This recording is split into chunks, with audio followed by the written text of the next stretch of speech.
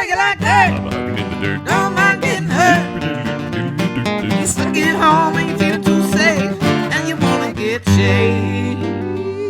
Let's get shaved. Yeah.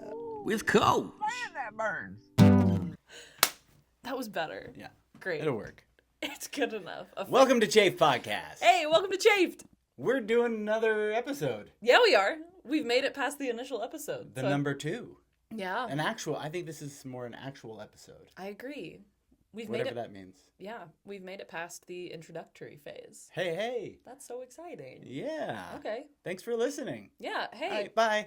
That's it. We're going to talk about gear today. We sure are, but first off, I'm Peebz, the peanut butter prophet. Oh, yeah. I guess, yeah. I'm Coach. Hi, Coach. Hi there. It's nice to see you today. Hi. Peanut butter prophet. Yeah, what are we talking about today? Have you had any peanut butter today? Not today. Yet. Not today, but the day is young. It is. Mm-hmm. I had peanut butter yesterday and I thought of you. Oh, did you really? Yeah. That's all I could ever want to hear. That's right. That's very exciting. What did you have your peanut butter on? It was a post-workout meal. It was, you always cringe when I say workout. No, that was a nod of approval. A great post-workout meal. Well, it was in my cream of rice with powdered protein and peanut butter. Interesting. You added protein on top of the peanut butter. You mix it in the cream of rice. No, right. It's so good. Yeah. Protein maxing. You got to get the 50 grams at least. Yeah, you do. Yeah. That's a tummy ache central for me, dude. That's one thing I've realized. The backpacking meals that have just 40 grams of protein in them, I got to space it out. Really? Throughout the day. Or I get a big old tummy ache. Maybe my tummy is used to it. Oh, no. Oh, sorry. Dropping things. My tummy must be used to it. Yeah, I don't know. It's been, it's not easy getting 200 grams of protein in a day. 200? Yeah. 1 gram per pound of lean mass. I mean, I could deal with 170. Sure. But I weigh 195. So I try to get recovery, man. Yeah, there you go. Recovery. Yeah, rebuild those muscles. It works. Oh, yeah. I work out too much. But Overworkout. That's how I get rid of my anxiety. Hey, there you go. Speaking of getting rid of anxiety, doing benign little bullshit like shopping for gear. Gear. So today, we're going to talk about the best gear ever. Yes, we are. Which means it's the gear that works for us. Exactly. I was going to say, is there such a thing as best gear ever? Yeah, because the best gear is what works for you. Exactly. There's 8 million different kinds of best gear. It's ever, overwhelming. I would say. Yeah. And I think one thing, too, that always kind of irks me about when people talk about, their kit and their gear setup is, at least for, I don't know what everyone else is doing. Congrats to them if they're this consistent. But my kit is never the same. No. From trip to trip. It depends on the trip. Yeah, and I don't think, I'm not going to say it should or shouldn't, but one of the most important things you can do when you're getting ready for a trip is look at what the trip is actually going to be like from an environmental standpoint, right? Sure. That's the number one rule of Leave No Trace. Plan ahead and prepare. Mm-hmm. You're looking at the weather. Is it going to rain on you? What's the temperatures going to be like at night? Are there water crossings? Are there water crossings? And that will inform what kind of gear you bring. So if someone comes into a shop, let's say, and they are asking me, what clothes should I bring? What gear should I bring? My first question is going to be, where are you going? Mm-hmm. What are you doing? That is such an important part. There's no one size fits all for anything that we're going to be talking about today. But now gear is expensive and it's hard to have a lot of options. Sure. So you can surely bring what you have to make it work. Mm-hmm. But if you have the ability to adapt to the trip, have that ability. Totally. Well, and I will certainly, as we're going through this list, tell you things that I have brought as little substitutes or corner cutting that I think really worked for me. And then I will definitely make a point to tell you if I cut corners somewhere, you should not have cut corners. Yeah. Because I think that is we all make mistakes. Much more of an interesting story. And also, you will remember when I tell you not to do something. I also tend to forget at least one thing every trip I go on these days. Always. I think that's part of the tradition. Even with a checklist. That's exactly what I was about to say. I mean, my last trip, I just moved my headlamp somewhere so I could move my bike because I was going bike packing. Mm-hmm. Of course, I just left it there. Yeah, always. Sitting there. No. Ugh. And that's a big one to leave. So I think in terms of, this could be a great time to kind of give you an overview of what we're going to be talking about today. You might have heard of it before. And I think this little run through should maybe take the list of a very specific, every single detail outline checklist. And that's the concept of the 10 essentials. 10 essentials are what we're going to be going through today, just kind of walking through our favorites in each category, I think. What are the 10 essentials, Coach? Oh, my. Oh, my. I didn't look at your list before we started this. Well, no, just what is the concept of the 10 essentials? What are we talking about when we're talking You about tell the 10? me. I want to know what the concept is. Okay, I would love to tell you. So the 10 essentials are the things that you should always bring with you on any kind of hike. The detail and the tactical ability might change, but it's a general outline where even if you're going on a little day hike, these are the things you should bring with you to really guarantee you're not going to die in the woods. And again, it might be something like if I'm going on a 3-mile out and back, I may not need to bring a whole tent with me for shelter. But if the weather's looking kind of gross, maybe I'll throw one of those little foil emergency blankets in there just in case, you know? And don't die in the woods. Don't die in the woods. We're here to actively encourage you to not die in the woods. And not scare you. No, but it's rare to die in the woods. it is rare. But we're talking about the 10 essentials, and if listen and have your own, you'll be set. It's great. And yeah, if you have any of your own 10 essential hacks or tips or tricks, we would love to hear about it. I think especially when it comes to day hiking, because those can definitely be condensed. Yeah, if you're for just sure. Carrying a tiny little Maybe we day do pack. a episode on day hiking 10 essentials and what we like to bring. Yeah, Yeah. sounds great. But today is backpacking. backpacking. I love talking about backpacking gear. I do too. Yeah. Which essential would you like to start with? I think we should just go down the list because there is I have to say it in a specific order. Okay. To remember them all. I see. So the first 3 are pretty easy to remember. They're the 3 basic human needs: food, water, and shelter. Okay. So let's break that down. Sure. Food. There's several different things to think about when you're talking about food. We can talk about how we're preparing the food. How about just what your favorite food is? What your favorite food is. Yeah. What do you like to bring? What are the things that when you think I need food for my trip, what are the things that you usually grab? Well, I think you already know what my answer to this one's going to be. Yeah. So I will keep it short in the interest of not repeating myself 8 million times over the course of this podcast. But a jar of peanut butter, a full jar of peanut butter, even if it's for a 3-night trip, will come out with me. And that jar of peanut butter will be emptied by the time I get to Do you ever grab the Jif bags? You know, I have. It just, something about them doesn't have the same Gotcha. joie de vivre. Do you get a plastic jar or a glass jar? Oh, plastic jar. Okay. Yeah. That just sounds like you're asking for trouble. You've met Yes. me. Do you know how much stuff I drop every day? I also bring some sort of butter like that. Yeah. If I can get the trail butters, that's what I'm bringing, and they're the bags. Yeah. They do take up less room, but they can get messy. They get messy, and I just stress about them puncturing. But yeah, I like to bring an unflavored kind of just basic nut butter. I might bring some of those smaller packets of flavored ones, more for dessert or for a snack or for lunch. But there will always be just a regular, cheap, whatever the bottom shelf thing is, peanut butter. So what is your favorite breakfast? My favorite breakfast is, I will say, I value efficiency in breakfast. So for me, that usually is a brick and mortar type situation of a granola bar, just smothered with some peanut butter on top. I can eat it. I can eat it while I'm packing up, doing little stretches while I'm snacking on it. I would love a little protein shake if possible. But I'm here to tell you, there's a very popular brand of instant breakfast mixes that we like. They might even be essential, some might say. Yeah. Do you actually like the taste of those? I don't. To me, breakfast is such a means to an end. Gotcha. I'm not really thinking about it. But I think maybe long distance hiking, I wouldn't worry about taste as much. Sure. But when I'm going for a weekend trip, I worry about taste. That's fair. I think that's true. I mean, an important disclaimer is my most recent backpacking trip was 1,500 miles on the Appalachian Trail. Yes, no, so thank you for pointing that out. Because, I mean, if I'm doing a shorter backpacking trip where I don't have as many miles to cover in a day, I certainly am taking my time and cooking something a little better at camp. But in general, for efficiency, that's my efficient breakfast. But those breakfast essentials, y'all, I'm here to tell you, They do not have the protein that's listed on the pack. Oh, really? The protein that's listed on the pack is if you make them with milk. How dare they? Yeah.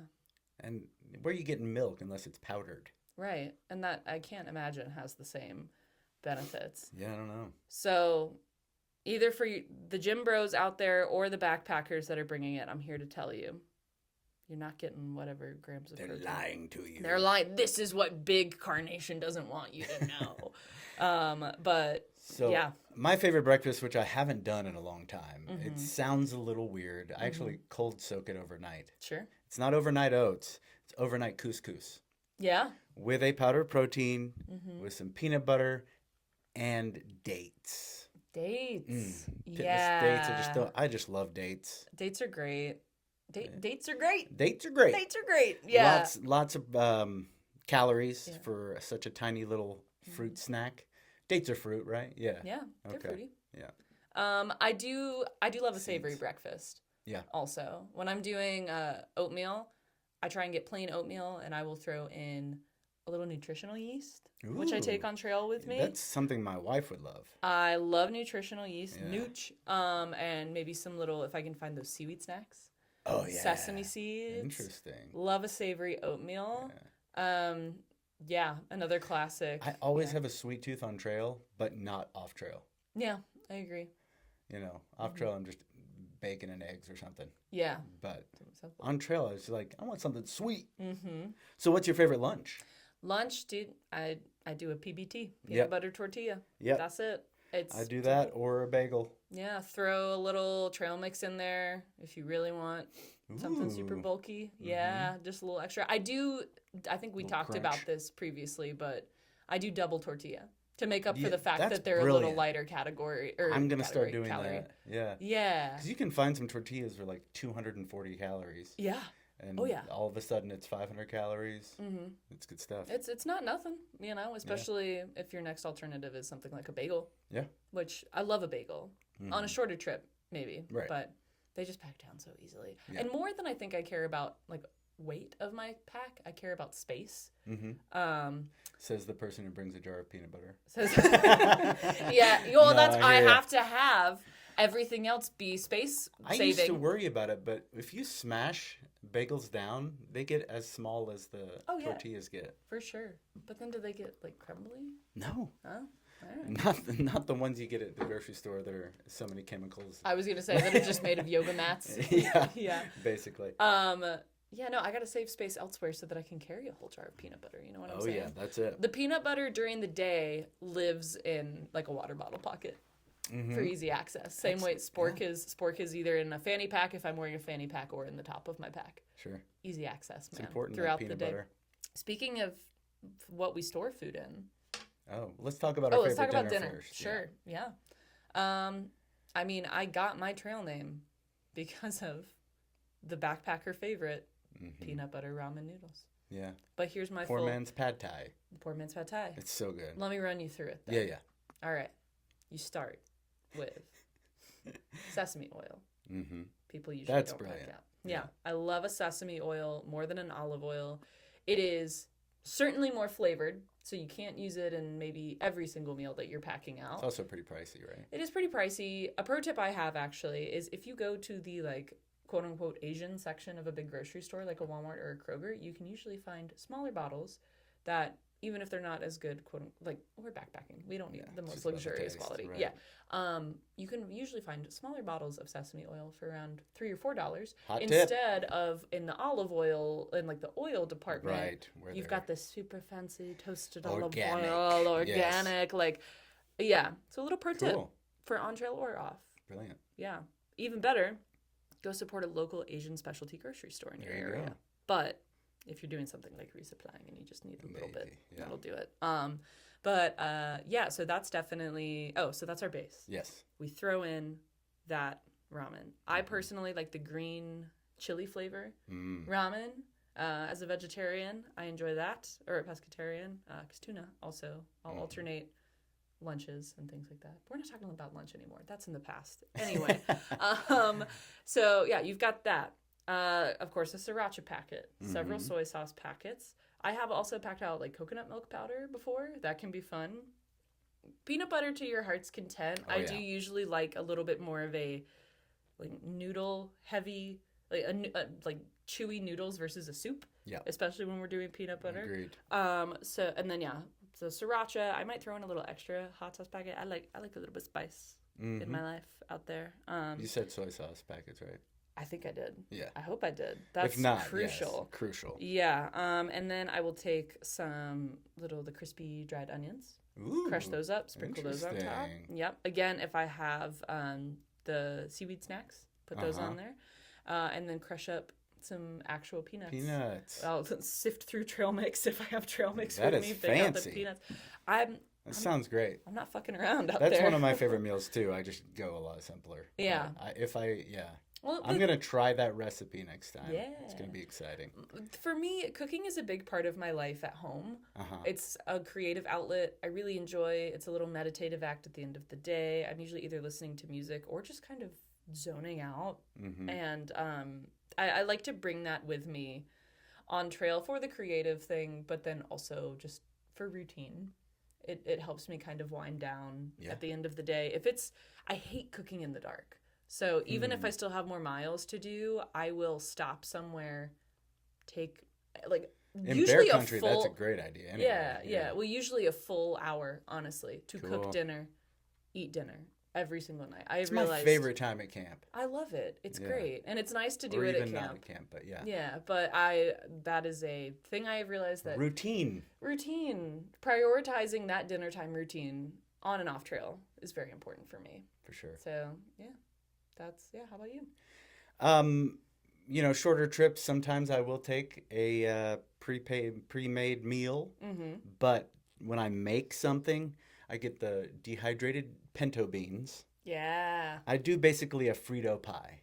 Hell yeah. I love Frito pies in the woods. Not something I would get outside. I don't think I would ever get one. But spicy with beans and the Fritos. If I can pack out some salsa, maybe the first night, I'll add some green salsa with cheese. that. Also, Oh, you can pack out some Gotta have the hard cheese. cheeses like your cheddars. I mean, I've packed out mozzarella before. Cheese lasts longer than you think. Yeah, even softer. But I love a good hard cheese. Yeah, that's one of my snacks. Yeah. Just right off the bar. Oh, yeah, absolutely. Just gotta have a lot of water. Again, yeah. Versatile snacks. I want to bring stuff that I can put in a meal, maybe that can be a meal on its own, but then also can really enhance other stuff. Hence the nut butters, hence your cheeses, different things like that. Do you do a dessert? I will bring like a chocolatey granola bar for dessert. Gotcha. Or something like that. Maybe some little candies. Throughout the day, Nerds gummy clusters. Those things are the limitless pill of backpacking. They're great. I keep them in my hip belt pocket. So if I start bonking, pop a couple of those. I like some peach rings. Peach rings. Yeah, I do like peach rings. And then peanut M&Ms. Something about that for dessert. Yeah, peanut M&Ms for sure. Yeah. I just find I get a little more at night. It's a good little last minute chance to get some protein before you go to bed. We like to have our protein before we go to bed so that our muscles can be rebuilding and healing overnight. Yeah. Hey. So yeah, that's kind of throughout the day snacking on like more candy and then prioritizing. And you need more food than you think. You do. When you're especially on a 1,500-mile hike. Yeah. I'm someone that the first few days of a backpacking trip, I generally have a very small appetite. I've heard that from people. But then it's back with a vengeance. I wish I could say that I've ever had a limited appetite. No. It's just I'm always hungry. It's my entire life. I'm always hungry in the real world. Well, I mean, the woods are the real world. I'm always hungry in society. Yeah. Like always. But there's something about your body working grazing. really hard that I've heard this from people. Yeah. Yeah, but then it's back with a vengeance. And I mean, people that say hiker hunger takes weeks to set in. Oh, no. Not for me. Nice. Not true. I was, by the time I got to mountain crossings, which is 30 miles in, I was eating so well. Now, this isn't a part of this, but I have to ask, what's your favorite town meal? Town meal. What do you crave when you go to town? I mean, it really just changes. I will say, I didn't do as many town meals as I maybe would have wanted to, just in the sake of budgeting. I eat so well on trail because I cook most of my own stuff. Well, that's good. That I mean, of course, I would have a hankering for like a veggie burger. Right. I love a Chinese buffet. Oh yeah. There's lots of those up and down I think the I would AT. crave a salad, but Shorter backpacking trips. Usually, I will plan for the last day to have less than 5 miles to hike, because my favorite shorter trip post backpacking meal is a breakfast burrito.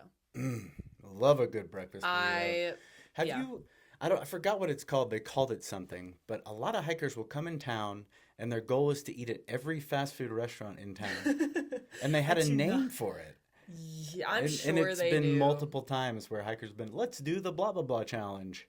I'm sure. I do Yeah. know that on the PCT, there's the McDonald's challenge right before a very big climb. I think around, have you seen Peebz Big Adventure? A long time ago. The dinosaurs in that movie Okay. are a hop, skip, and a jump off the PCT. Oh. Yeah. Nice. But there's a McDonald's somewhere down around there, right off the interstate, right before a very big climb up to around Idlewild and San Jacinto, or maybe right after. PCT hikers can fact check this, and I'm sure they'll be really cool and respectful about it. No, it's something where you have to eat a ton of McDonald's, and you only eat McDonald's for that entire resupply, because it's not very long. Cramp on their climb? Yeah, and then they have a giant. Well, that's part of it, right? I Yeah. think it's a short resupply stretch, so you only eat McDonald's. So you don't have to carry for the climb. No. Hey, you know. Hey, congrats to PCT hikers. Congrats. Sure. So what do you carry your food in? You know the answer to this. I do. Yeah. But they don't. I know, but well, they might once they see the Oh yeah, so tour true. video. Here's the thing about me. I carry a bear can. Mhm. I carry a bear canister everywhere there is bear activity, which That's is awesome. most of the country. It's convenient. It's convenient. I love watching my friends struggle to get a hang in an area where there is Not great. not places. great Yeah. places to do a bear hang. That's my favorite part of it. Is struggling. I just get to prance. Yeah, you like the struggle? I just like the activity of it. Sure. Yeah, it's fun.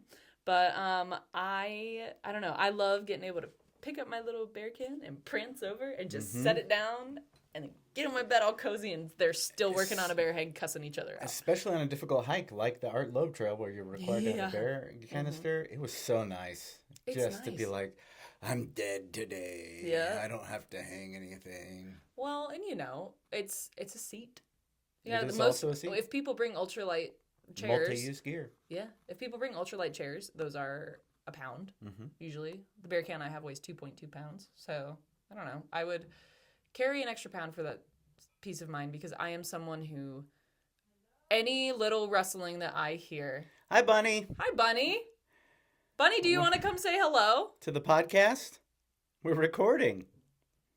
I don't know if she can hear us. I don't either. Bunny, everybody. Maybe Yeah. she'll make an appearance. Maybe she won't. But what was I saying? It's just not having a back, but that's okay. It's a nice stool. Yeah, it's good enough, and I think that I was saying I'm a light sleeper on trail. Any little rustling I hear, I will just be up the whole time listening, getting nervous. So there's something about having the bear can and knowing that I can just roll back over. Do you wear earplugs when you sleep in? Sometimes. Yeah. Sometimes. It just depends. If I'm by a road crossing or something, I will. I don't love it, because who knows? I did for a long time Yeah. because I was like, if I hear something, I'm going to be awake all night long. Right. So it was helpful, but now I don't mind hearing anything. Well, Just from doing it. I can tell you, here's the thing, right? So I will admit it's a bit excessive to carry a bear can most places in black works bear for country. you, It and works that's what for we're me. talking about, you It know? works for me. And the other thing to note is I'm a backpacking guide, and most of the places I guide require bear cans. Uh-huh. So I'm just used to that weight. Mm-hmm. And even with a bear can, I base weights are something I really try not to put too much value on, but I do love telling people this because their faces inevitably kind of crack when I tell them that even with a bear can, my base weight is 11 pounds. Nice. Yeah. Where do you keep it? In the backpack or on top? In In. the backpack. I Like do mid area. Yeah, Cool. absolutely. But yeah, so I mean, it's for most people maybe a bit excessive, but there was one night on the AT, not that far north of Marion, where we had a visitor. Mm-hmm. We had a visitor. Hence why there's have a a new shredded one. up bear can lid in our set. And I did feel very vindicated in my decision. And me and my other friend both had bear cans, and it was towards the end of a resupply. So for the sake of just, I think we were all kind of lazy. My friend who had a bag, I had said, just throw it in my can. And it ended up being... Save the day. Save the day. And my favorite part of that night was at one point, the bear, you could kind of hear the bear like set down the bear can, like it had given up. Oh. So he just heard a setting down and then a big... Frustration. A big little frustrated sigh Get from the bear. food. But then it started walking towards our tent. Oh, boy. And that is a moment I was very glad I didn't have earplugs. Uh-huh. You know, another friend of mine had been up listening to it for a while. Gotcha. But You were able to say, hey, bear, and scare it away. Well, it was this friend's first backpacking trip, and which, first of all, to do the AT is your first backpacking trip. Many people do that, and hats off to all of them. Badass move. Yeah.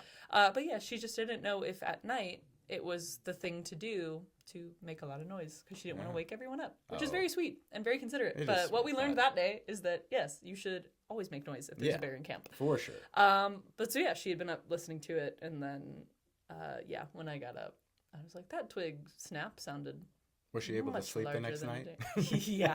Well, we were going into town the next Oh, night, good, so good. I had a little break. But so that in one story is why I carry a bear can and why I no longer sleep with earplugs. There you go. Yeah. How about you? I've used everything, but I always come back to my bear bag from Hilltop Packs. I love the activity at camp of hanging my bag, throwing the line, having it ready for when I'm done with my food, and going over, do the PCT hang. And it's just up in the air. And sure, there are times where it's more difficult, but I feel like that's a part of the activity is finding the perfect spot or adjusting, trying to figure it out. Yeah. So Absolutely. I may get tired of it one day and change my mind, but for now, it's Yeah. just bear bag. It's a little enrichment in your evening. I mean, I think that's also, like I was saying, I prioritize cooking as my end of day activity. I think a lot of my friends that have bear hangs, they did not want to take an hour to cook and eat dinner. Oh. So I don't would mind still that be either, working on but yeah. dinner while they were doing their hang. You know, Gotcha. people prioritize their end of night routines at camp differently. Yeah. And for me, I'd rather be cooking and then have a quick and easy cleanup where I'm not super stressed about everything. That'd be a fun episode too, our routines. Yeah, I would love that. So yeah, that's kind of. We've covered food. Well, have we? We've talked about what we eat and what we store our food in, but what do we cook that food with? Oh, I guess that's a part of it. What's your cook system? For many, many years, and to this day, use the classic MSR Pocket Rocket too. I like having the variability of being able to change that flame temp because I cook my own stuff. So something like a jet boil will boil water really fast, but to cook on it is a little bit trickier. Yeah. It'll burn real you fast. don't want to burn titanium if that's what you use. No. And so, I'm rocking with the rocket still. I think if I were doing a long distance hike, I'd move that direction. But I love the idea of a $16 stove, the BRS 3000T. Tiny, does what I needed to do. Yeah. And I've used it I bought one 5 or 6 years ago and haven't had to replace it. Which is impressive for a BRS. I think BRSs are kind of hit or miss. They are. Quality is not, guaranteed. There are also fakes out there. If you order from Amazon, you could get some $2 stove that isn't actually a BRS and not very good. I know. There you go. Yeah. Gotta be vigilant out there when you're buying this stuff. Yeah, I mean, I think that they're a great entry solution for people or people that are pro. But if this is something where you're trying to figure out, I've also had a lot of stuff- people through hikers come in and buy it as a backup, just in case their MSR shuts down on them. Interesting. Yeah. Yeah. I mean, yeah, stoves, really great. My cook pot, I think we all have a piece of gear that maybe we have way too many of, and we're a little gear hoarder about. I have so many cook pots. Well, what's your favorite? The most recent one that I carried was the 700 Toques. The 700 versus the 750 is a little wider, which again, for cooking is nice. Get a more even base to cook with. For sure. So I used that one. It kind of perfectly fits one thing of ramen. I've used bigger ones where I can fit 2 ramen packets in there, and those were nice. I think on a through hike, I would take that bigger one again because again, you're hiker hungry. You're wanting. Oh, yeah. I'm wanting two things of ramen at a time, not just one. But in terms of kind of a treat yourself special one, I really like the one from Evolved Supply Company. Oh, yeah. It's really thoughtful. It's got like the pour spout. It's got the little drainage holes. I like just the little wooden finish. You can tell top. it's designed by a hiker. It is, yeah. So Darwin, who's another outdoor content creator, I think he did a really great job with that. Sure. I did end up sending that one home when it got a little warmer and I wasn't eating quite as much. That's another thing. Like, depending on the temperature, you might have more or less of an appetite. Mm-hmm. Your body's using more energy to keep you warm and stuff. So that's when I switched to that 700. Nice. But yeah, that's my pot. And then I use a spork. Mm-hmm. I'm Team Spork. Team Spork. Yeah. I'm Team Spoon. That's right. And I mostly use a 550 Toques. Mm-hmm. But lately, because I misplaced my Toques for a little bit, I grabbed a Vargo 750. It's really nice. It's a lot like the Evolve Supply Co. pot. I'm digging it. Yeah. It's huge, but I eat a lot. Yeah. So it's nice to have the It's big nice to have pot. the space, Yeah. especially if you are like really cooking. And you can tell the quality is really nice, and the lid kind of like sticks on instead of being loose. Yeah. So when it boils, the lid doesn't go crazy. Totally. And I think the cook pot thing is an area too where if you were trying to figure out how to prioritize what stuff to spend more money on and what stuff to maybe save for a later upgrade, you can get an aluminum cook pot somewhere and rock with that, and That's it'll why still be lightweight. Suggest Toques because it's reasonable for what you get. Oh, totally. You're still spending a little money on titanium, but Yeah, absolutely. and aluminum works great. Yeah, it's one of those simple. only It's a easy to upgrade tad later. heavier. Yeah. That's a good spot where if you're looking to get a whole kit and you're just starting out and you can't, understandably, cannot buy the name brand every single thing all at once. Yeah. An aluminum cook pot from Don't if you're just there now. No, make sure that you like backpacking before you go get all the stuff you need. That's my biggest advice to people. Make sure you like this. So that's food. Yeah. What's next? Water. Water. Thirsty boy. Do you use water? I do. Yeah, you could say I'm a big fan of the stuff. Do you add stuff to your water? Depends. I usually try coffee first of all in the morning. Yes. I try and drink 1 full liter before Of coffee. Yeesh. I try and drink a full liter of water before I've left camp. I am on medication that does dehydrate me a lot quicker. I also just with various health things everything about me is primed to get really dehydrated really fast. So I always carry at least 2 liters of water on me, even if it's like half a mile from stream to stream, just because I've gotten in sticky situations before. Nothing will stress me out more and also just make me feel worse than like not having any water. You can tell the difference the next day if you didn't have enough water. You really can. And it's awful. Yeah, and that is You one almost thing. feel hungover. I super prioritize hydrating. I'm a sweating machine. Yeah, are you? It's awful how much I sweat. So I'm always drinking water, and I use electrolytes. Yeah. Lately, it's Element. I'm trying this other one that's like natural sea salt. It's out there. I forgot what it's called. All something, all set. Anyways, I usually keep an electrolyte bottle on my shoulder strap and some water. I try not to carry a lot, and I will drink 2 liters at a stream. Yeah. But those electrolytes are important for me. They are, yeah. I do carry Element. I'll usually have kind of a lot of my snacks and drink routines in terms of flavors and stuff, because I count electrolytes as kind of part of my snack routine, is broken into pre and post lunch. So depending on how hot it is, I might have an electrolyte before lunch, but usually I put it in my water bottle right as I'm getting up from lunch.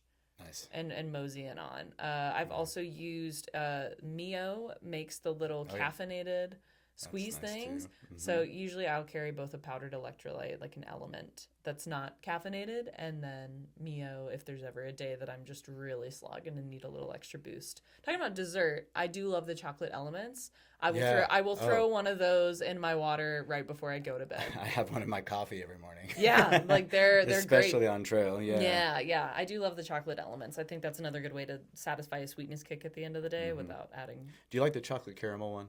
I do actually. Okay. I do. That one doesn't quite. I thought because I love caramel. See, I don't love caramel. Oh, okay. I only want a tiny. And I don't like that, but you like it. That's fun. Well, we found a difference. Well, it's yeah. Yeah, I like I just like a tiny little kiss of caramel, which Kiss is of why caramel. just a little kiss of caramel, which is I think why I like that element. Okay. You know, that's Yeah. like all the caramel I ever need is that much. It just doesn't taste like caramel to me. That's fair. Maybe that's just me. You're just a connoisseur. But the coffee, it's like a mocha in the morning. Mm-hmm. You know. Just a little elevation of your instant coffee. What And brand with instant coffee do you use? Do you use Cafe instant coffee? Bustello.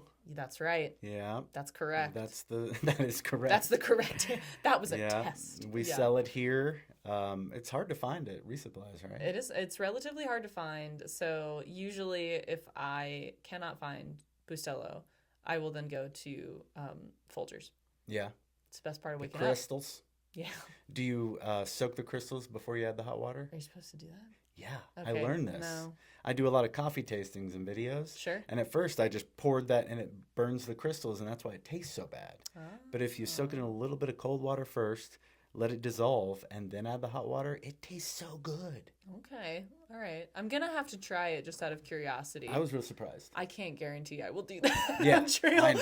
It's I such a coffee on trail is such a means to an end for me. Sure. It really is.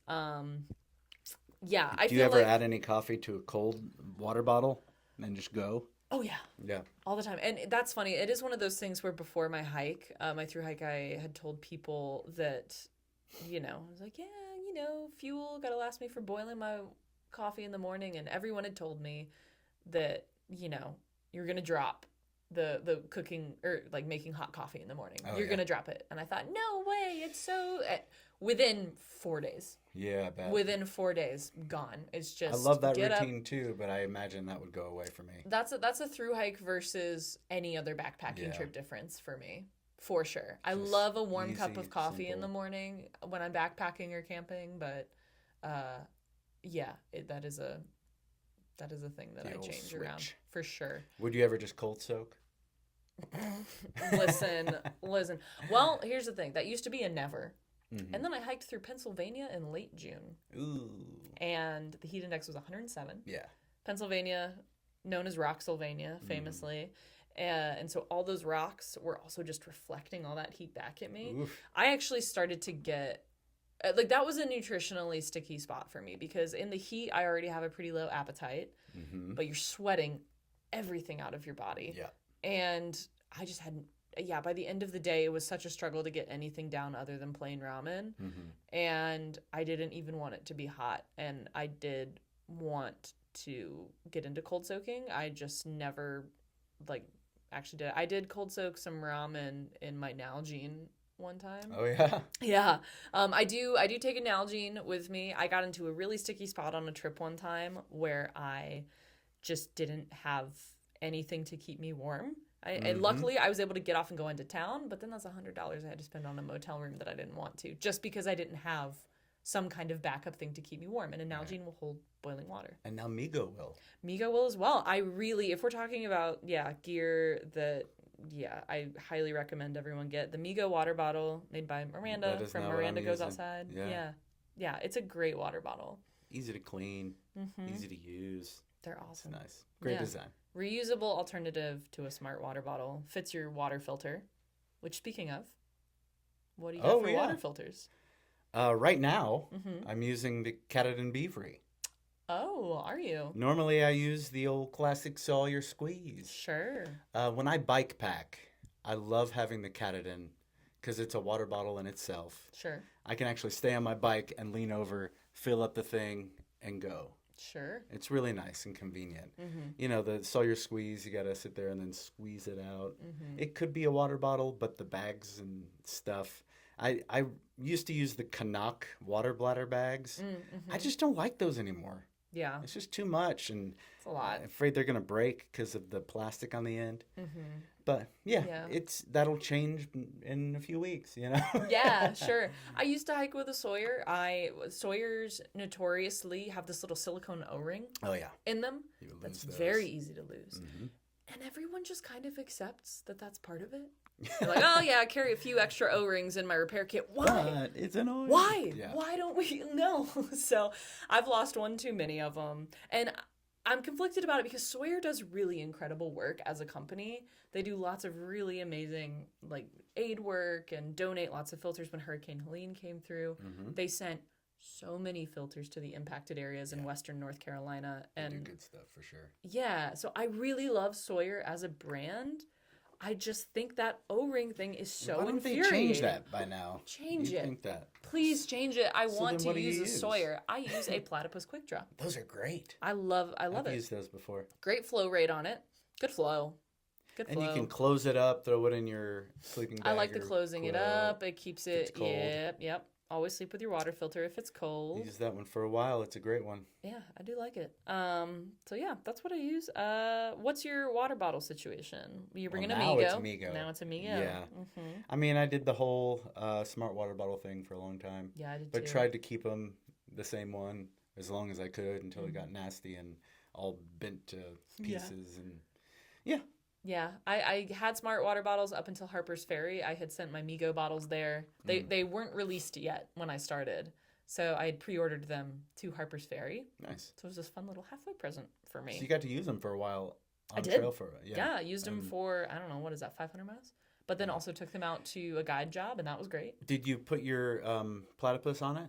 I And did. Squeeze? I did. My one gripe with it, and I know that there is a way to fix it, was the squeezing got a little tiring on my little hands. Yeah. I also heard a rumor that sometimes the water comes out where the big opening is. That's my biggest problem. Yeah. Which I was never super concerned with because I feel like the water overall is pretty trustworthy. If a couple little drops get in there, I'm not going to freak out about it. I think I might have if there had been a big noro outbreak at the time. Sure. But that season had kind of come and gone by the time I was using those. Yeah.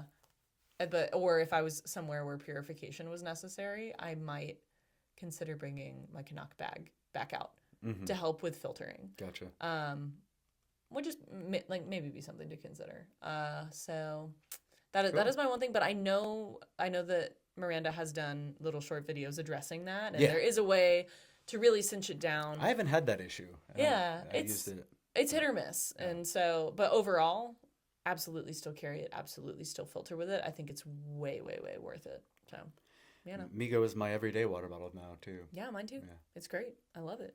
Love that thing. This episode of Chafed Outdoors Podcast is brought to you by Sam Bob, outdoor apparel made for real adventures. Sam Bob makes Alpha Direct, Microgrid, Octa, and Sun hoodies. The kind of layers you grab without thinking because they just work. Sam Bob hoodies are comfortable, reliable, and once you wear it, it becomes the hoodie you're annoyed to wash because you want it back on. Whether you're backpacking, hiking, camping, fishing, or just refusing to go back inside, Sam Bob hoodies get the job done. Now, I have tried a ton of fleece hoodies over the years, but none of them come close to my Sam Bob Alpha 90 hoodie. I love that thing. It's with me for every adventure, no matter what. It keeps me warm and also makes me look good. And when I look good, I feel good. And I love feeling good. And for a limited time, Sam Bob is giving listeners of Chafed Outdoors 20% off. Holy moly, that's amazing.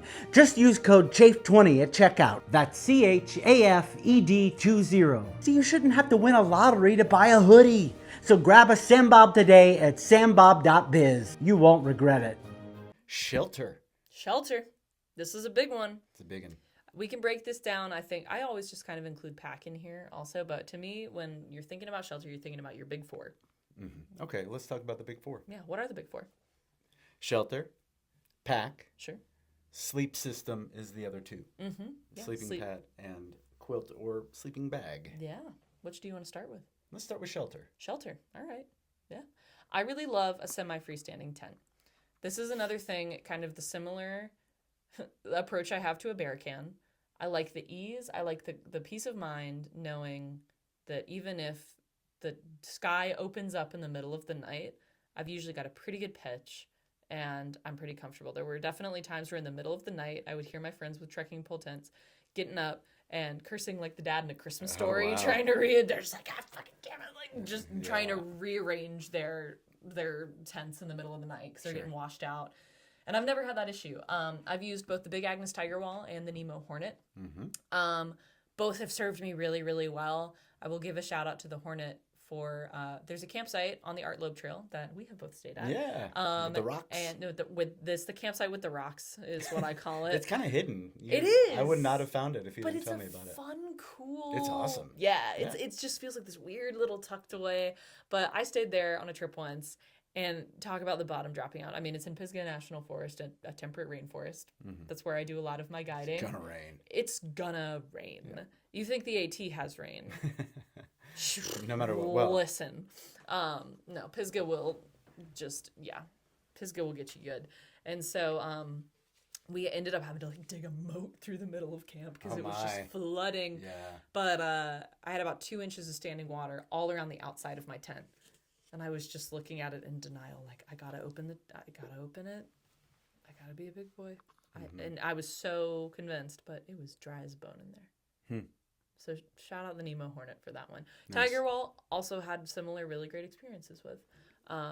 They're basically the same tent. They're pretty much the same. They really are Great the same. tents. That's why I feel like I need to mention both of them. A semi-freestanding, for context, is there's freestanding tents, which are... They set up with poles, kind of the classic. I think we've all used them. The way I say it sets up each corner of the tent with a pole. Yeah, it's freestanding, right? You don't have to stake it out in order to get everything. On the other side, you have your trekking pole tents that do not stand up without. They don't have poles. Without tension. And then there is a semi-freestanding. So usually it will be one larger pole, or maybe one Y-shaped pole, which is what the Tiger Wall and the Hornet have. And then you have to stake it out just to maximize the footprint. Poles go to like two corners, and then it goes in between the other two corners. Exactly. And stake it out. So you can theoretically, and there was one night where it was just me and a friend at a shelter, and the mosquitoes were awful. So like, I was able to set up my tent. In the shelter. What's cool about it is you can still set it up and then move it around if you're on the right spot, and then stake out those two corners with trekking pole tent. Once it's up, you're committed. You're committed. You're in it now. So yeah, that was the thing. We were in the shelter.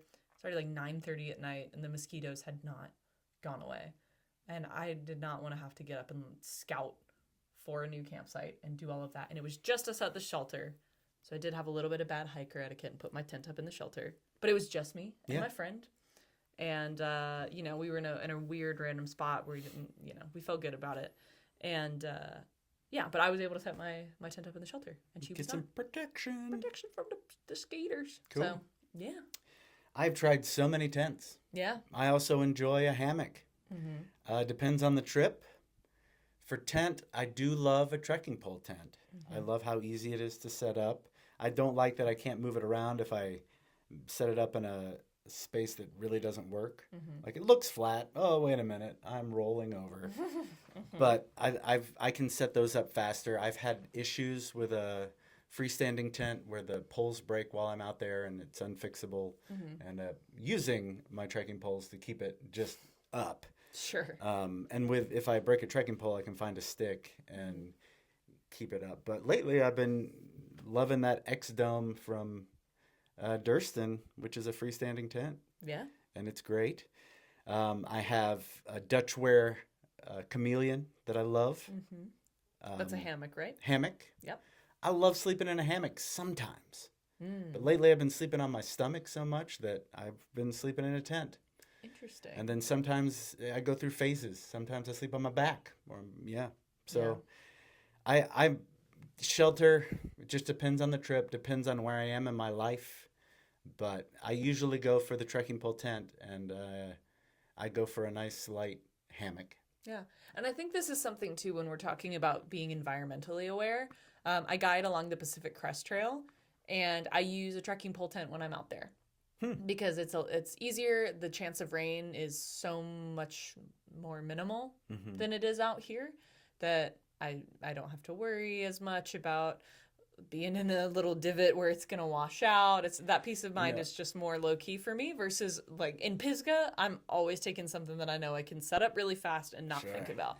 I did make a mistake and take a trekking pole tent on the Hurricane 300 in Florida, and a lot of that is on sand. Ah, yes. So I got really good at finding rocks to keep the tent tight. Yeah, that's a perfect example of you got to know what you're getting into to figure out what gear is best for that specific And trip. it just didn't cross my mind that I'd be sleeping on sand. Sure. But I sure did. Florida, famously. Yeah. Well, it was northern Florida and then in the middle. And I thought, there can't be sand in there. There's sand everywhere. I was going to say, there's sand in there. Sand will chafe you like no other. Oh. Talk about it. Oof. Yeah. And tents also, I think this is a good chance to point out, you will be carrying a lot of weight, but are a place where you can look at budget-friendly options and find a lot of really solid that is definitely pieces a place of to gear. look budget. They will be heavy, but it will be worth it. Heavier. Heavier. You can find a good $150 tent that's 2 pounds.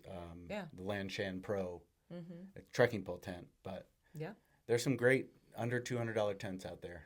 Absolutely. And I think this is somewhere that, not to get all like, whatever. But there's a certain big outdoor retailer that likes to give dividends to people and things like that. Their name brand stuff used to be really great and really accessible. But I think that now their tents especially were incredible. I still have one from like my childhood backpacking trips in Pisgah. I do too. Yeah. But half dome. Yeah, yep, exactly. We had the big, they stopped making it. God, I don't remember even what it was. But it doesn't matter because you're not going to buy it anyway. That's right. So don't suggest those. No. But they are, and I don't. And I think part of that is they are now trying to compete in this more ultralight market. And because of that, their prices have skyrocketed to where they are on par with your Big Agnes's, with your Nemos. Nemos. Down. Yeah. Exactly. And so, but I do see so many people out there with their smaller backpacking tents, and it kills me because I think a lot of people defer to this certain outdoor retailer, thinking that they're the only options out there. For some people, they are, except if they don't order online. All right. They're only close to this. They're only close to that store. But then big box chain. Right, but those carry Big Agnes. And they carry that's Nemo. true. That's true. And so as their house brand prices go up, I think it's becoming more of a $50 difference in a tent versus a like $200 difference in a tent is what I've seen the trend becoming. For sure. So, I mean, if there's one big piece of advice I could give, if you're able to, is look beyond your areas of the world, So, but yeah, I think tents especially. I just really think of them. I really think of them as they were such a great budget option, but maybe not as much anymore. Mm-hmm. So look to these other options out there. Pariah Outdoor Company is something we sell here. There was another brand that somebody bought recently that wanted us to carry it, but because we had Pariah and the budget version, I didn't want Featherstone or something. Yeah. Great tents for less. Yes, absolutely. It's a good place to, again, start a little heavier, start a little cheaper, and then work up when you're ready for it. And now, something that I suggest spending money on, if that's what it comes to, is your pack.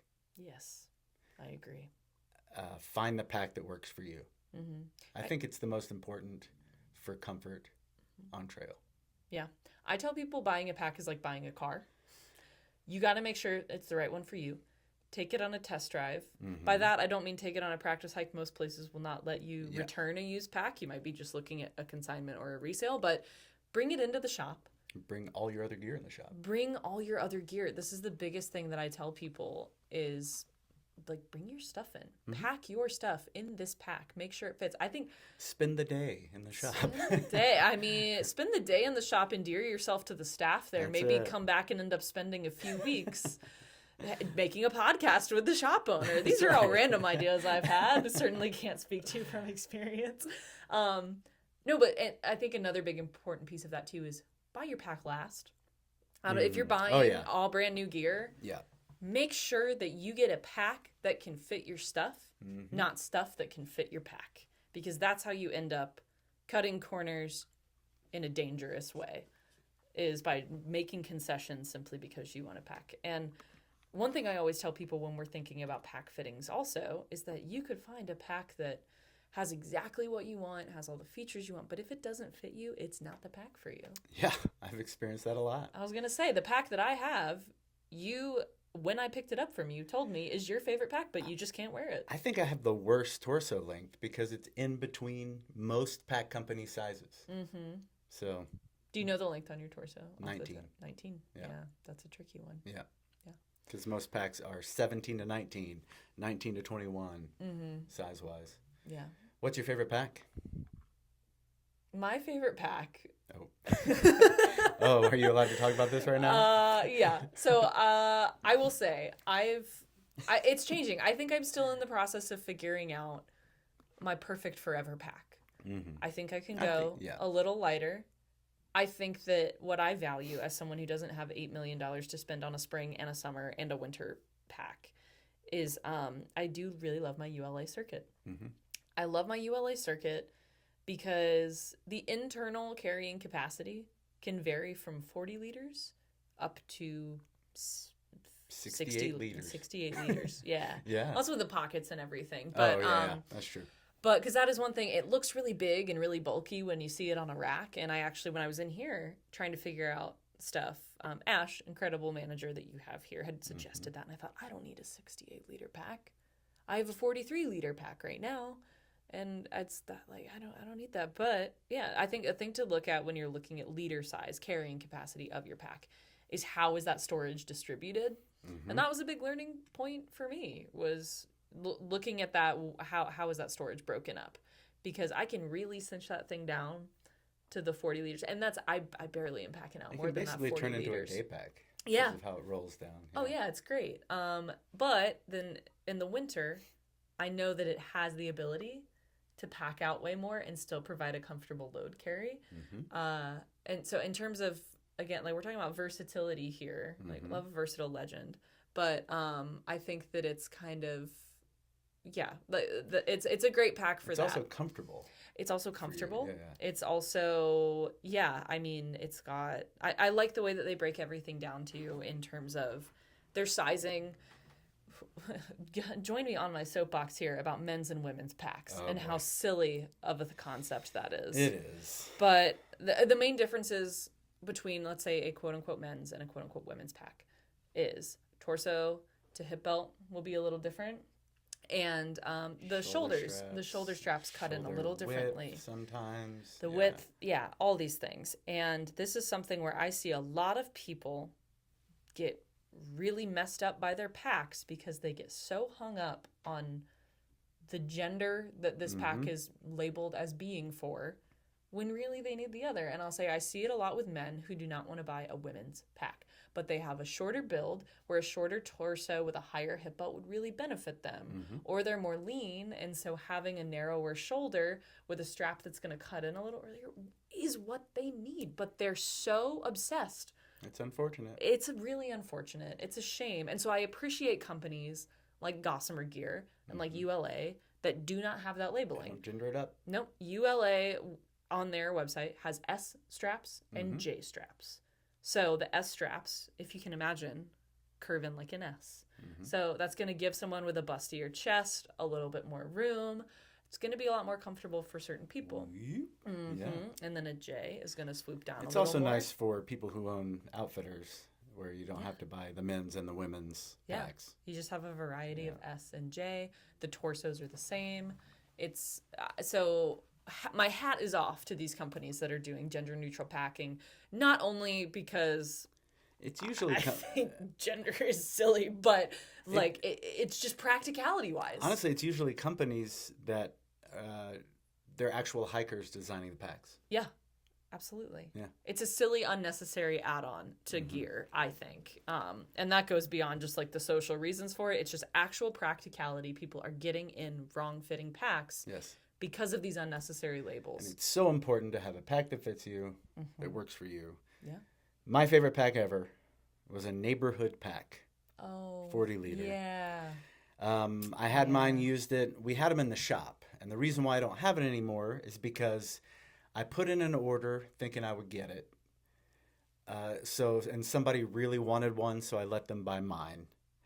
And then it turned out they were taking a break and not making them anymore. So I no longer have a neighborhood pack. So for now, I really enjoy my Gossamer Gear Gorilla 50. Yeah. One of the most comfortable packs I've ever used. Yeah, they're great. I wish it was waterproof, but I can use a pack cover.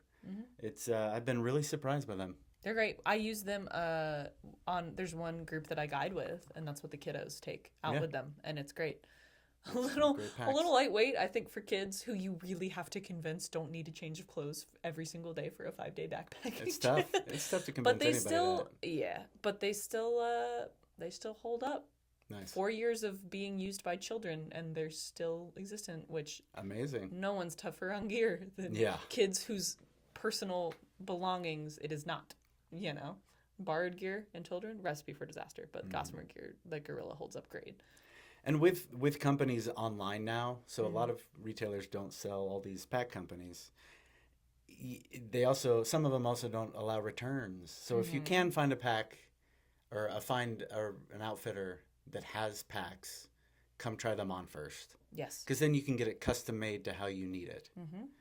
And I love that about pack companies now doing custom packs. It's really great. There's a lot of great pack companies out there. Yeah, I agree. And just there's as many packs as there are people. And what I love so much is that I think in the market right now, we're seeing a big influx of people who did not have the pack that they needed. So they're making them. And then they start making them and realize there's a lot of other people that need a pack like that. My example I would think of would be Symbiosis Gear. Yeah. I don't remember the name of the founder, but she basically, started making packs for people with that just have a bustier fit and boob friendly. Boob friendly, as they call it. Yeah. And so, I love that, and I think that's really great. I would love to see that company expand into more than just ultra light packs. For sure. But I think it's so awesome that she's making what she knows right now, and Oh yeah, and it's great. Yeah. Sleep systems? Best packs. Yeah, man. So I do sleep with a quilt. I recently finally got an Enlightened Equipment Revelation. 40 degree will keep me comfy. I'm a pretty hot sleeper. Yeah. So I don't need very much. 40 degree will keep me pretty content, but I also don't think it's so hot that I'm ever just dying in it if it's too hot out. So the Revelation is one you can open up to a full blanket. Yes. Yeah. And I do that a lot. That is a thing that I prioritize in a quilt for sure.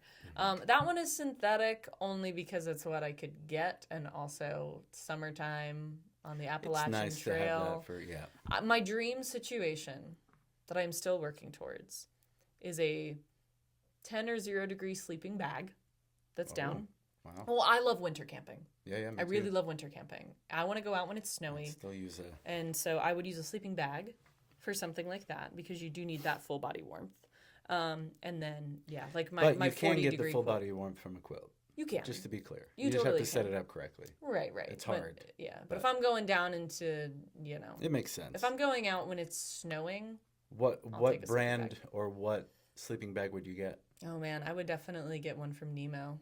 Nemo. Yeah. I think Nemo makes great sleeping bags. I love the, they have a thing called thermogills, where yeah. basically it's these little zippers right along the core, and you can kind of open them. There's not any insulation in there, so it's just a little bit of a vent. And as someone who is a hot sleeper, even in really cold temps, I just think Nemo thinks of everything with their stuff. And I think it's really fun. More hikers designing gear, even as a big brand. Absolutely. So yeah, pretty much my whole sleep system would be Nemo if I could pick it out. Tent, pad, which we'll get to in a second, and bag. If they started making quilts, I'd probably get one of their quilts. They did. Yeah, but it's only... Just now. Yeah. What's the temperature rating? I don't remember. Yeah. But it's brand new. It is, yeah.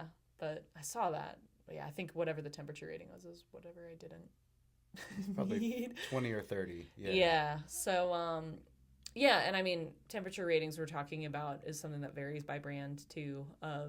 It's usually they list it as a comfort rating or a survival rating, rating. But a comfort rating is more what you want to look for, and it'll be in tiny little fine print because it's usually. And sometimes they don't warmer. even put it on there, but it's usually 8 to 10 degrees warmer. I've slept in bags that the comfort rating is 20 degrees warmer than what is this at for me.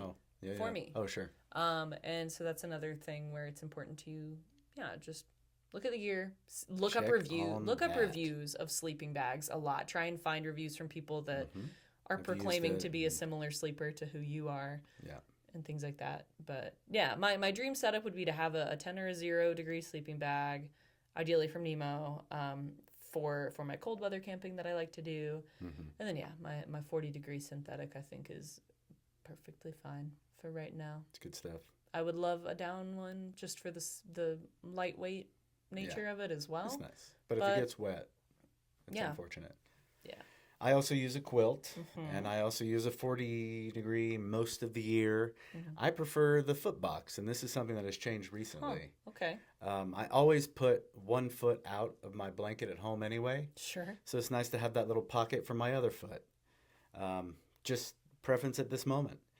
And I'd probably still go with a quilt cold weather, but, with the straps and everything. And I think I have like a 15 degree, I believe it is, inlined equipment, but I'd really like to try Katabatic gear. Yeah, I've heard good they things. Look like their temperature ratings are, correct. And they look like they're meant for cold weather, and they really go around you, to say. Really get I in also there. I have a Jaxar Better 40 degree that is nice. It's more like the Revelation open. Yeah. It's extremely light. I think 1,000 filled down. They sent it to me. Oof. Great company. There's just so many great quilt companies out there. There really are. Another good small one, definitely higher end budget wise, but Western Mountaineering. Oh yeah, makes there really are good sleeping stuff. bags too. Yeah. Sleeping bag. They make an 850 filled Gore-Tex sleeping bag, and that's what my friend takes That is cold weather camping. High priced, but It's worth like the an price. $800 quilt or something like Yeah. that. Yeah, that one. was a lot. UGQ. I did. If you want a budget yeah. one, the hammock gear Yes. makes a great budget down sleeping bag, sleep quilt. Yeah. So my friend had the hammock gear, and I had a 10 degree GQ Nice. for a while. I've got an underquilt by Hammock Gear that's great. Yeah, for sure. So that's if it's really cold, I'll take a sleeping bag liner.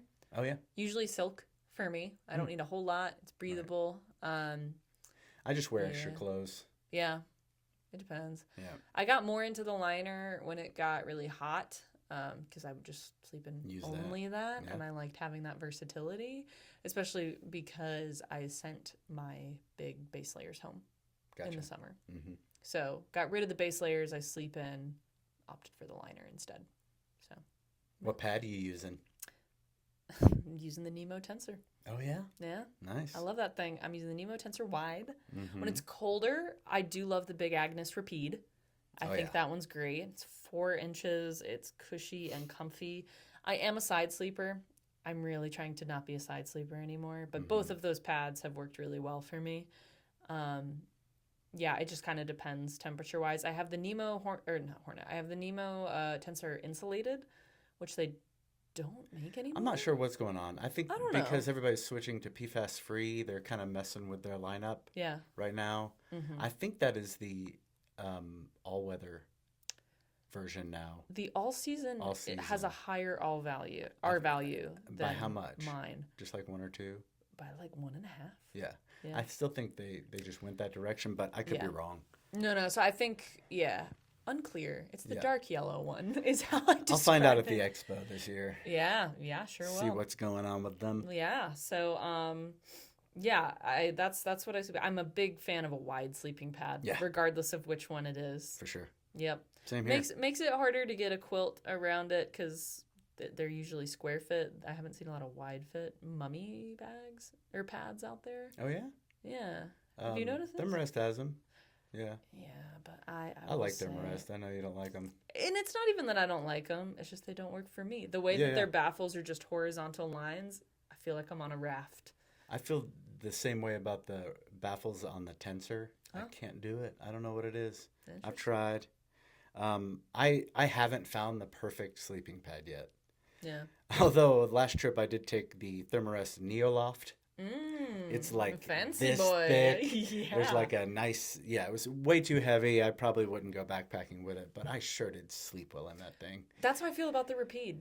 The Repeat's great too. I love the Repeat. I kept telling myself I was going to send the Repeat home when it got warmer, and then I never did. You got to be comfortable. Sleep is important. Mm-hmm. Well, and the baffles on that one are cool too because they've got the kind of baffles on either end are a little more raised. Yeah. So you feel really tucked up in there. Roll inward really instead of rolling off. I do like the Repeat. I like the Repeat a lot. I think if that's the Repeat would be what I would take now. Yeah. Even though it's still a little heavier. I used to use the Thermarest Uber Light, which they don't make anymore. Mm-hmm. That would be a summer pad. Yeah. I love that thing. Wide, always wide.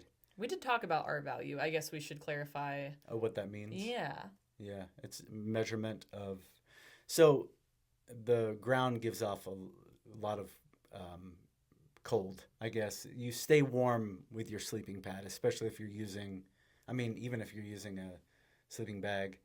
but especially a quilt, you're using that as insulation because the ground gets cold at night. Mm-hmm. I don't know the scientific reasonings why it's called R value, but there is a test and measurement that usually they range from 0 to 8 at this point. It's the really warm value. Yes. That's what it is. The really warm value. The really warm value. I like it. Yeah, and I think...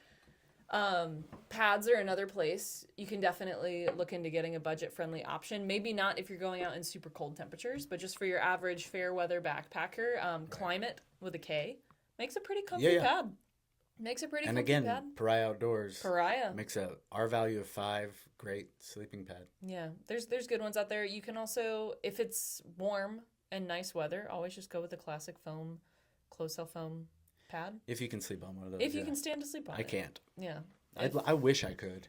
I know. Maybe I just need to practice at home, just sleep on a closed cell phone pad. Well, this is part of my journey of trying to become a back sleeper. A closed cell foam. Yeah, you kind of have to. And I'm so just on my stomach lately. It's weird. If you're on your stomach, I feel like it might be the same. Actually, I might be able to make it work. I feel like you would need a pillow or something. Yeah.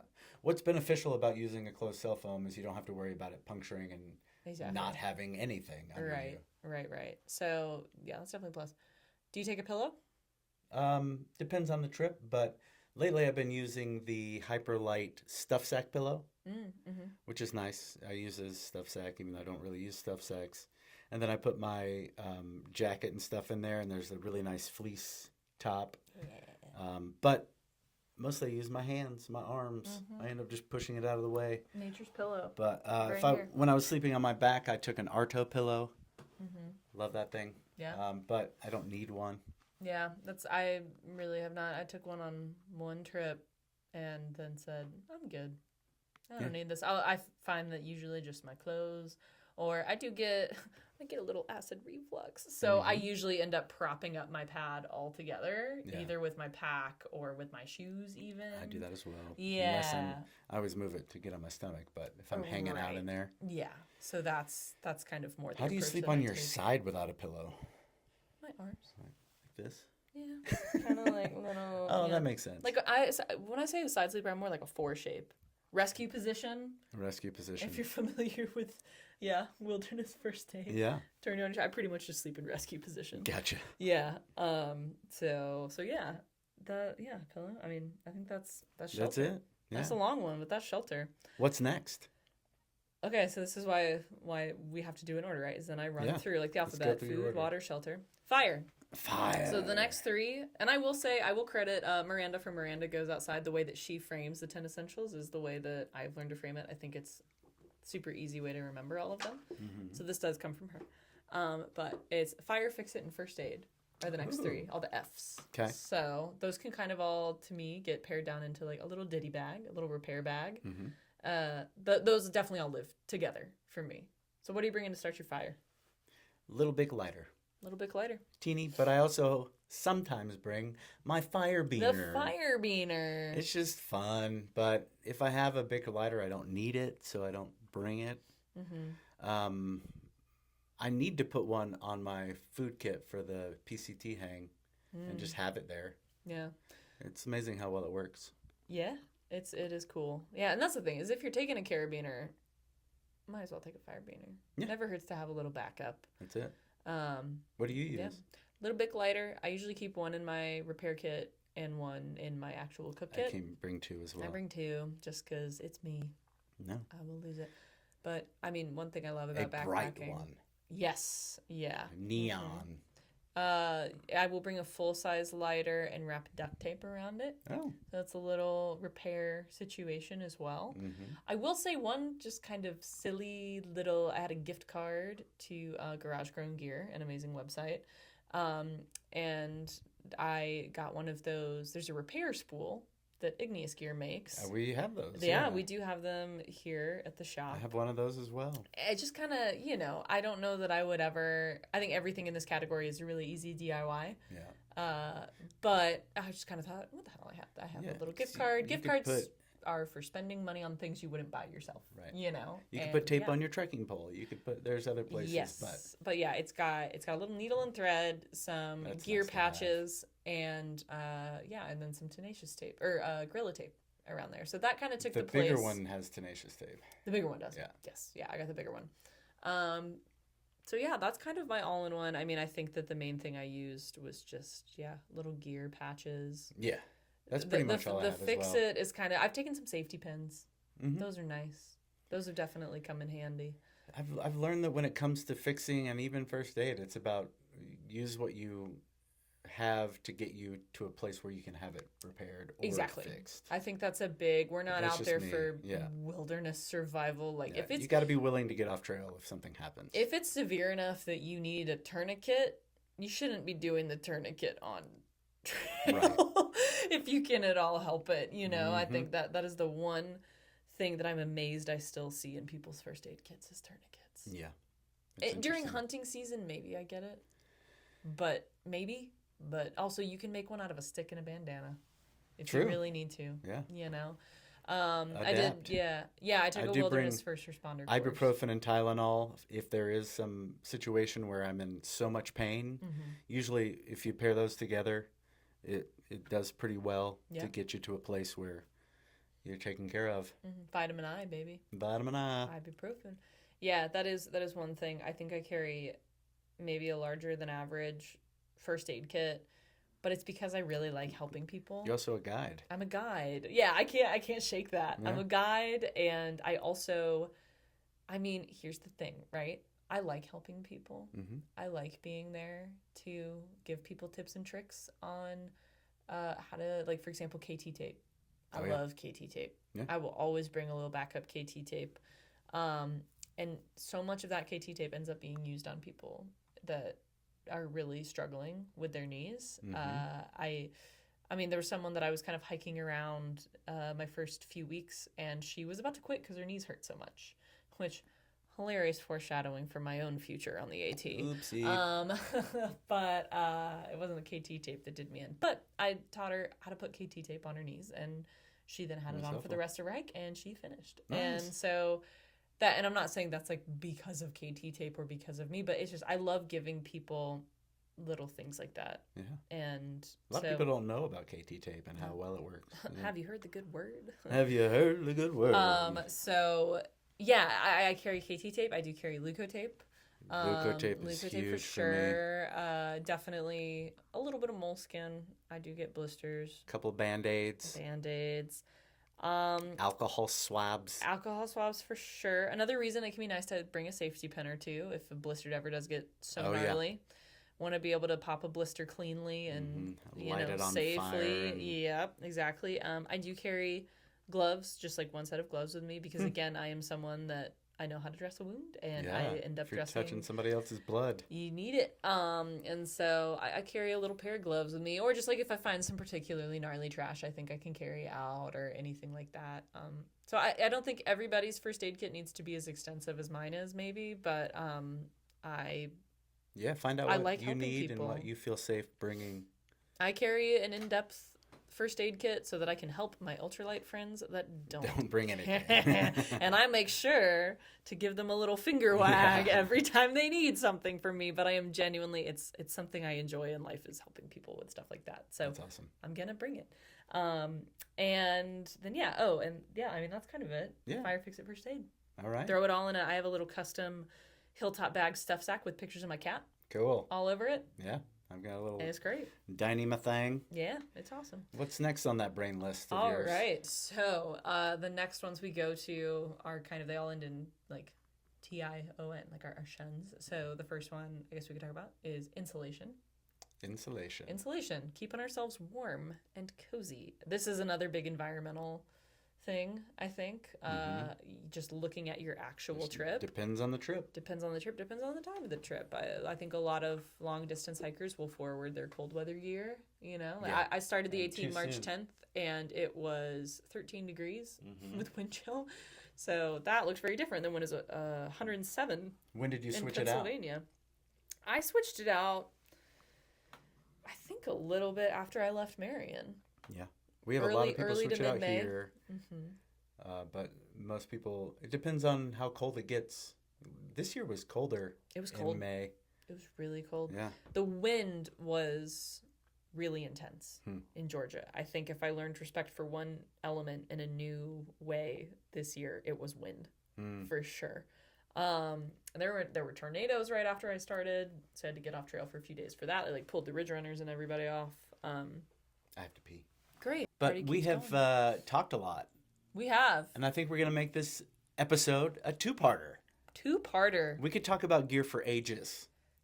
That's the thing. Yeah. And that's okay. And we're gonna. And we're going to talk about gear way more than just on this one / two-part episode. Yeah. But this is just kind of our, in continuing in, you know, getting to know us and Getting what to know us. our style of backpacking is. For sure. And it's different than your style of backpacking. So we'd love to eventually get people on that have even more different styles I of can't wait to backpacking. learn from people. It's going to be great. Yeah.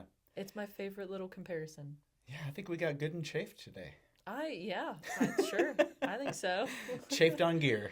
Chafed on gear, chafed on sand in Florida. Ooh. All kinds of good stuff. Yeah. So we will see you back here for the second part of our 10 Essentials breakdown sometime soon. Keep getting chafed out there. That's Love you right. all. Bye. Bye. Yeah, you like that? I'm hugging in the dirt. Don't mind getting hurt. You stuck at home and you feel too safe, and you wanna get shaved. Let's get shaved Yeah. with Cole.